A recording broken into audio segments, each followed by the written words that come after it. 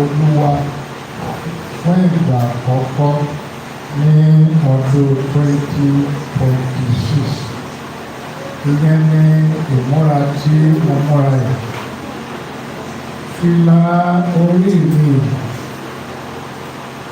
màá ṣe gẹ́gẹ́ bí wọ́n ti sọ fún mi, kí gbogbo ayé lè mọ̀ pé Ọlọ́run sì wà nínú ìjọ Àpọ́sítélì Kristi, àti pé ẹni tó ní ayé àtọ̀run ó sì wà ní ìka ti àwọn ọmọ Ọlọ́run ní orílẹ̀-èdè.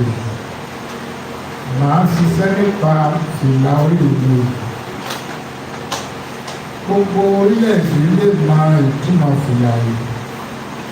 Ó ṣeé ṣe kí wọ́n mọ orí tó ń dé. Ó dẹ̀ ṣeé ṣe kí wọ́n mọ̀. Ọ̀pọ̀lọpọ̀ iṣẹ́ ìránṣẹ́ mi lónìí nípa torílẹ̀-èdè àti ti ìjọ kò ní bí ti ọ̀pọ̀ ọdún sẹ́yìn. Màá fi ọgbọ́n kún ìgbàgbọ́. Nígbà tí n bá parí iṣẹ́ fìlà yìí, màá lọ sí mi ò ní parí ẹ̀ sí láìfù. Màá lọ parí ẹ̀ sí ibi tó yẹ kí parí ẹ̀ sí. Láti ilé ló yẹ kí parí ẹ̀. Ṣùgbọ́n nítorí ìbí kan kéèké, màá lọ parí ẹ̀ sí ibi mi. Ìdá pàtàkì fún Jésù. Nọ́mbà 1, kí a tó lọ sí iṣẹ́ ìránṣẹ́ ti òní, ohun tí gbogbo ìpàdé ọdún yìí pé tó jẹ́ foundation ìpàdé ọdún yìí tá a mú wá sópin lónìí, ó dúró lórí ìbùkún àti ìṣèjọba. Gẹ́gẹ́ bí ọmọ Ọlọ́run àti àyànfẹ́, ìpìlẹ̀ méje ni ìbùkún dúró lé lórí, tí a ò gbọdọ̀ kọ́ ọmọ Ọlọ́run tó bá jẹ́ advanced Christian level tí ìṣe kejì. Ìpìlẹ̀ àkọ́kọ́ ni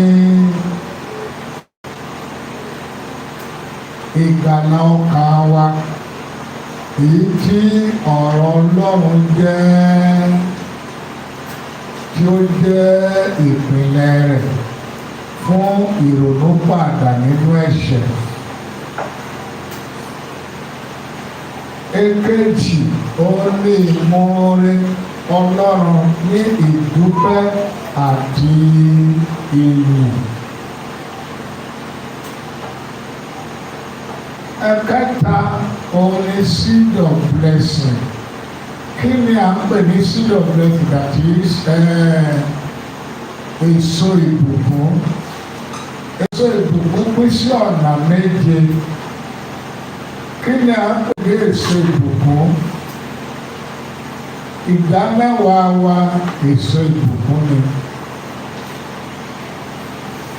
Àkọ́so wa èso ìbùkún ni. Ọrẹ tí a ń dá ní ìjọ èso ìbùkún ni. Títọ́jú opó, títọ́jú ọmọ aláìní, títọ́jú àwọn arúgbó, gbígbì sínú iṣẹ́ Olúwa àti ìfifúnni èso ìbùkún ni. Gbogbo àwọn nǹkan yìí la kó papọ̀ tí a sọ ní seed of blessing. Ìbùkún ò ní oògùn, kò dẹ̀ ládùúrà. Wait and take ni. Bíbélì sọ pé ẹ fúnfún ni a ó sì fi fún yín. So ìbùkún ò ní ẹ̀kọ́. Nọ́mbà 4, ó ní àdúrà. Ìyẹn tá a fi ṣe ogun oṣó, àjẹ́ àti bẹ́ẹ̀ bẹ́ẹ̀.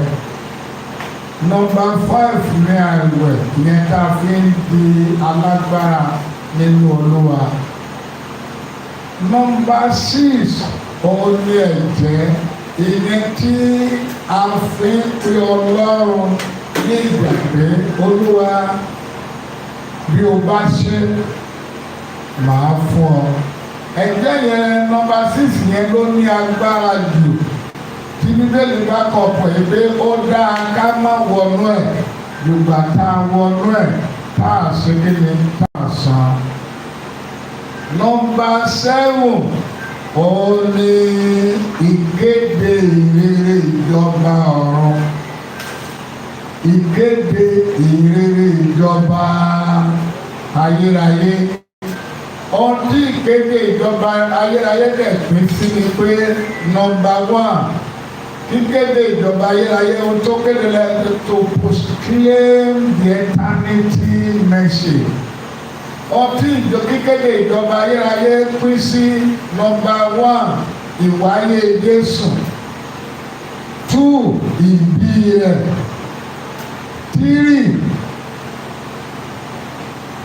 ikú rẹ̀, 4 àjíǹde rẹ̀, 5 ìgòkèrè ọ̀run rẹ̀, 6 ìpadàbọ̀ rẹ̀, 7 ó ní ìjọba rẹ̀ gángan. Gbogbo tí ìkéde ìrere ìjọba ọ̀run dúró lé lórí kò ní méje yẹn. Gbogbo tí ìgbé ayé Christianity tó tọ́ dúró lé lórí kò ju nǹkan méje tí mo sọ yìí. Bí ẹ bá rí ẹnikẹ́ni tó lọ sí abroad, ó ń lọ sí Greek, ó ń lọ sí lecture, ó ń lọ gba PPD, ADDC àti bẹ́ẹ̀ bẹ́ẹ̀ lọ, gbogbo tí à ń pè ní Christianity kò ní méje yẹn lọ. A kò dẹ̀ sí ẹnikẹ́ni tó lè mọ the foundations of real Christian, méje 7 foundations of real Christian. Kò sí ẹnikẹ́ni tó lè mọ̀ láì jẹ́ pé ó ní ìbápàdé ẹ̀mí mímọ́.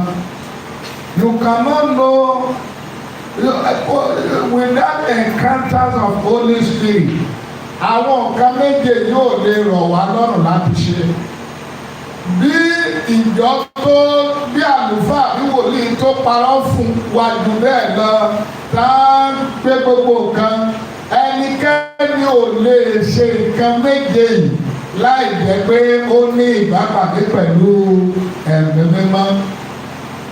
Take note of number 1 of my introductory speech. Number 2, gẹ́gẹ́ bí mo ti sọ fún wa, gbogbo iṣẹ́ ìránṣẹ́ mi láyé ó dúró lórí nǹkan méje. Vision 4 péré ni mo ní, èèyàn 3 péré la dẹ̀ra mi sí láyé. Number 1 of my vision ó ní láti introduce ayérayé sí wa.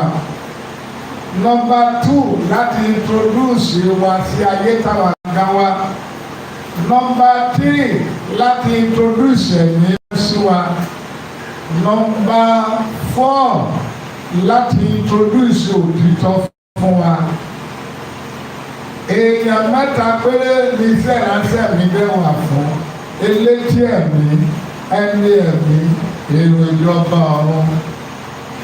Lẹ́yìn nǹkan méje yìí, iṣẹ́ ìránṣẹ́ mi ò kọjá nǹkan méje yẹn lọ. Take note of that. Ọlọ́run rán mi kí n máa wá ọmọ ìjọ. Kò rán mi kí n wá kí n ṣiṣẹ́ ìránṣẹ́ ọmọ ìjọ. Kí n ṣiṣẹ́ ìránṣẹ́ kó wá gbójú wa. Kí n ṣiṣẹ́ ìránṣẹ́ ká máa dá ṣọ́ọ̀ṣì káàkiri. Kí n ṣiṣẹ́ ìránṣẹ́ ká máa fi ìrìnàjò yàgò rárá. Nǹkan méje yẹn ní iṣẹ́ ìránṣẹ́ mi tó lérè.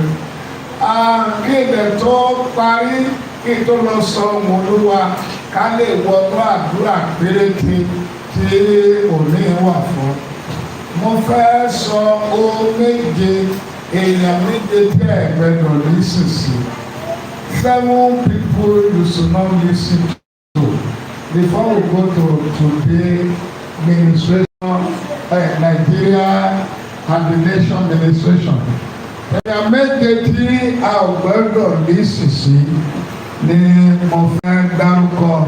Number 1, your complainers.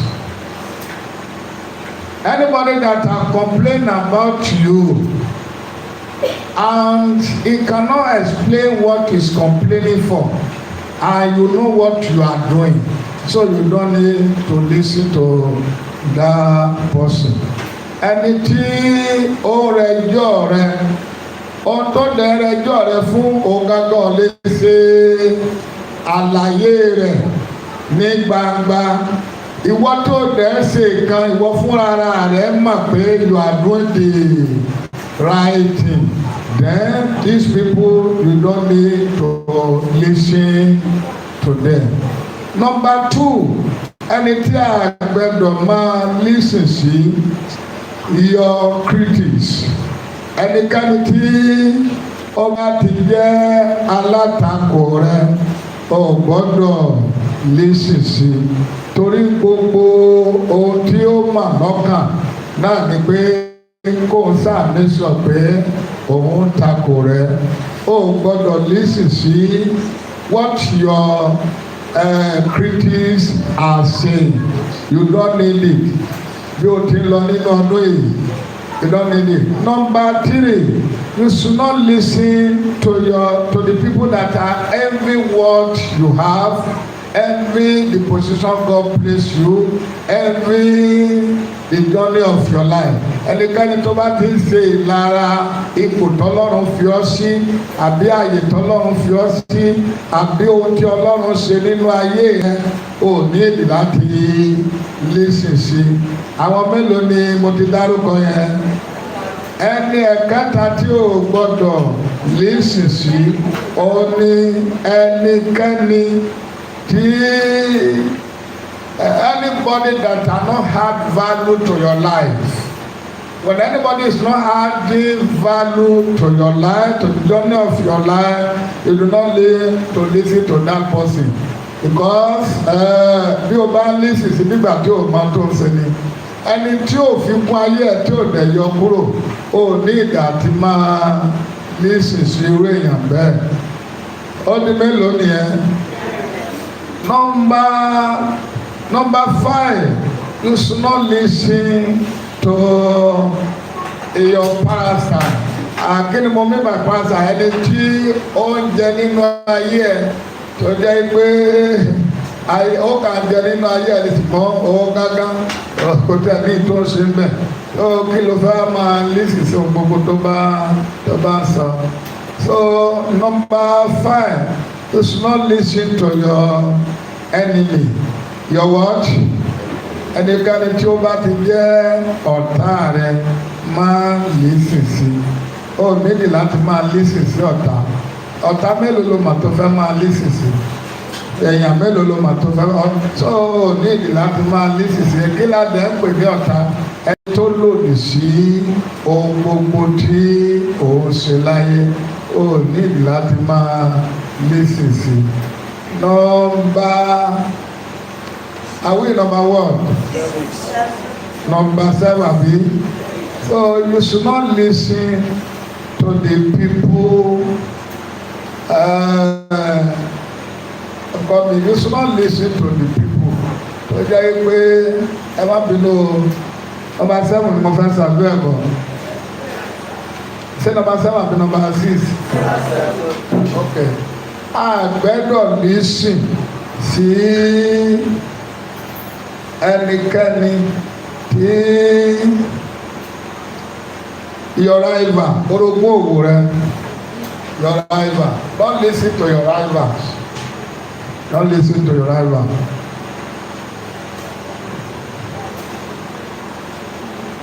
Kí ni mo sọ? Hallelujah. Kí ni number 7? Your rival. Má listen sí orogún òwò ìwà àti ọjà kalẹ̀jọ́ ń tà. Tí o bá listen sí orogún òwò yóò bá tẹ̀ jẹ́. Oh, need that listen sí.